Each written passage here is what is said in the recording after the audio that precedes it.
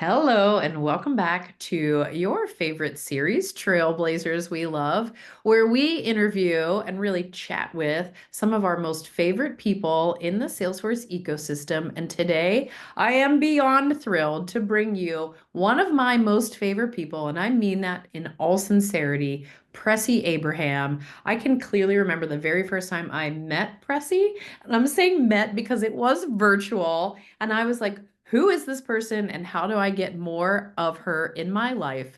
And I'm pretty sure after today's short chat, you're going to be saying the exact same thing. How do I get more Pressy? And I'm telling you, get in line behind me. But Pressy, I'm so excited to have you on the show today. I'm so excited to be here, Shannon. Yay! Well, we have a couple of questions for you, the same questions we ask everybody, but feel free to go take it a little bit left of center if you want to, because one of the things I know about you, Pressy, is you're a very creative person. So I'm not going to stifle that with my questions. But the first one I want to ask is, hey, how did you get started in the Salesforce ecosystem? Well, I started my journey in healthcare, specifically ultrasound. And initially, I was working on some projects to document and improve processes. So that was usually like templates and some macros. And then I had an injury that kind of had me pivot and like find, a new path. And I was introduced to Salesforce and I kind of got because I have no background in technology. And it started talking about CSS and HTML, and I was just like, okay, maybe not. Um, but now my now co-lead, Bill Apostolakis of the Westchester Trailblazer Group, he showed me how I could be successful without code. And I was like, oh, thank God. I was like, this is like, a best fit with processes and documenting things. Kind of just dove into Trailhead and I like quickly earned some certifications. So, kind of what really centered my path with Salesforce was actually volunteering and being a coach through programs like TAC and Supermoms. I also started my own group with Road to Salesforce and Salesforce Superwomen, where I mentor talent in the ecosystem. So this is kind of where my passion is that relationship building and like teaching others. I also have an education background too, so kind of helped. That's amazing, Pressy. I hear on one hand you say, I was a little scared because I hadn't worked in tech. And on the other hand, you immediately run off a list of things that you have done. I mean, you're such a great catalyst in starting groups and connecting people and teaching people. And so, I admire that so much. I would have never thought you were a person that would say, something scares me because everything I see you do turns to gold. And I just love that about you. I think it's super inspirational for everybody about you, where you say, hey, I'm coming from somewhere totally different, but look at all I was able to accomplish. And I know you listed a lot of resources there in the things that you've been doing, the things that you've done. Is there any other favorite Salesforce resource that you really like that you want to tell us about? I do like Salesforce Ben. I love their search feature where you can like if you don't know something, you can look it up and find some really great articles. Um, I like SaaS Gurus for taking certifications. I know Focus on Force is a big one too, but I feel like SaaS Gurus is a little bit more simpler and that works better for me. I'm a type of person that if it's on a page, it's in my brain. If it's multiple pages, probably not going to be there.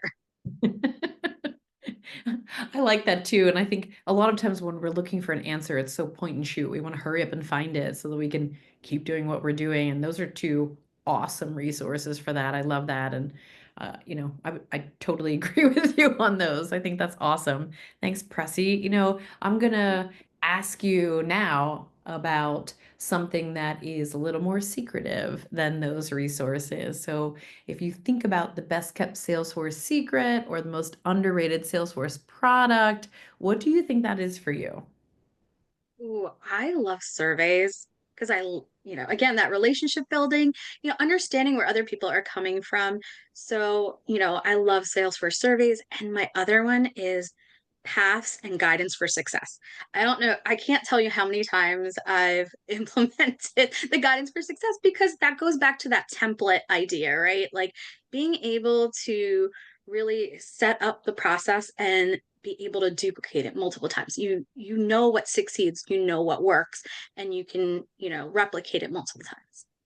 I love both of those, Pressy, and I'm glad you brought them up because I don't think people talk about either of them enough. They're wonderful tools, and I think they do exactly what they need to do right in the moment, right? So just in time. That's awesome.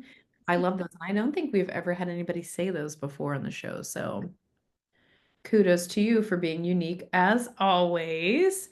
I'm now going to ask you to put on your looking glass and peer into the future. And if you think about the future of Salesforce, I'd love to hear a Salesforce prediction from you. Ooh, I would think that, I mean, we're already seeing it, AI.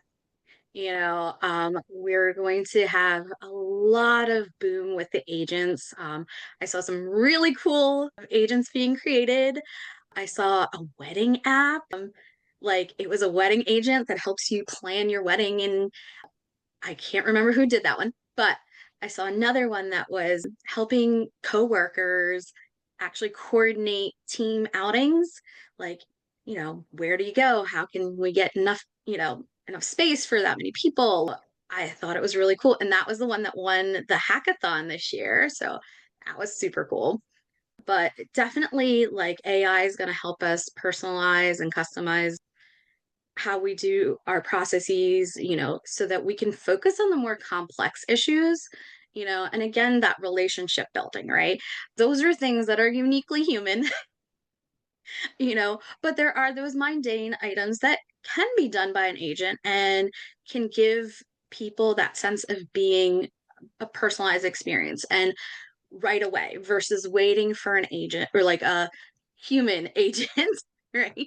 When AI can gather information and give us the answers that we need. I love that. And I think, what you're pointing out is how many different things agents can do. And it's really Mhm. easy to think, okay, I need to make a reservation in a hotel, I'm going to interact with a bot. But the things that you're saying really do underscore that R from CRM, the relationship. And that's really what it's all about. And I think that's wonderful. Data Uh, cloud. I mean, Yeah, integrating from other systems and data lakes. I'm like, this is fantastic. the future is here, right? Yeah, I hear you talking about the wedding agent though, and I seem to remember when you got married, you used Salesforce to help you with that. Am I remembering that correctly? I was working on it and I'm like, I think this person has achieved a much better version than myself. But again, it wasn't that long ago, but it just shows you how quickly, AI grows. It's exponential. So we went from, typing little things on ChatGPT to full-blown agents, we're going quick. We are going quick, and I think the speed of change, the velocity of change is something that Mhm. is almost unfathomable. I mean, if you would have said to us, in 2019, this is going to be possible, I would not have been able to. No, not at all. Isn't that wild? That's wonderful. That's so cool. Thanks for telling us about those because some of those use cases I hadn't even heard of, and my brain is already ticking. Yeah. Like there's some great options. And I think Salesforce has one-on-one consulting that they did at World Tour. And it was amazing to see them stand up a CRM data and create agents to help you answer like your business questions. And I was like, this is fantastic. I want them to put that available to the rest of us, especially consultants, because you can stand up great demos. Right. And I think you and I both know seeing is believing for most people. Once they see it, Hmm. it helps them envision it. And you were talking before about accessing quickly resources and being able to see it is always so helpful. Yeah. I love that. I love that. Well, this has been so cool to hear all the things that you've seen and love. But Pressy, we want to know a little bit more about you as a person. And I know personally you're very creative. I know you have an absolutely gorgeous singing voice.